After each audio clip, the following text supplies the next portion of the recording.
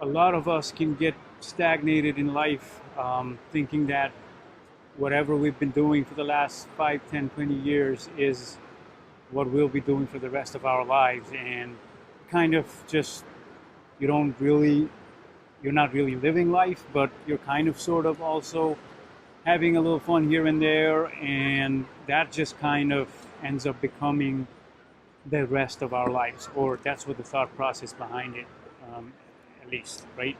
And when that happens, there's a deeper side to us that calls us towards growing and learning about why we came here in this planet, and that just gets kind of lost in the picture, and we start to see or sense a sense of desperation because of that, because of not being able to be who we are 100% in terms of our potential. And that, of course, does not get talked about with family, friends, and there's this sense of emptiness that a lot of people face, especially people in their 30s and their 40s. And what I'm doing here today is I'm at the beach and I'm looking at the water, and I'm trying to remind people that just like the ocean, even though we may come to Hull, Massachusetts many times in our lifetime, the ocean that we are seeing is not static. It's not never the same ocean. Okay, the water there is always moving.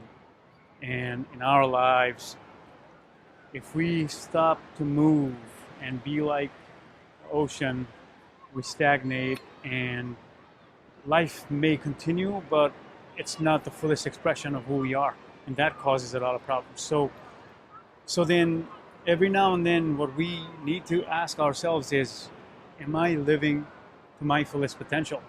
And what the ocean tells us is that no two instances of life will be the same.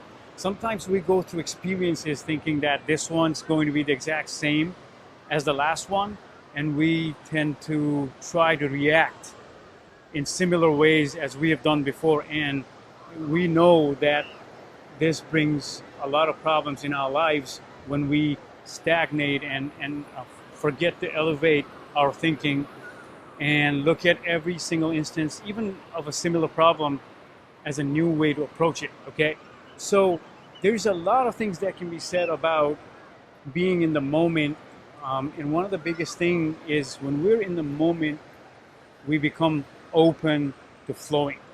I don't recommend you beat yourself up for whatever's not happening, but trying to get there and trying to be like water, trying to understand and appreciate the flow of life is what the meaning of life is. And for everyone, the mission and the path that they follow is going to be different, but all in all, when we are in the moment, in the present moment, and living the present moment consciousness by deeply breathing and being with whatever comes up at the moment, it just becomes easier and more clearer and more visible. And that's how we grow. Okay, that's all I'm saying today. So this is Coach KP. I'll talk to you soon. Peace.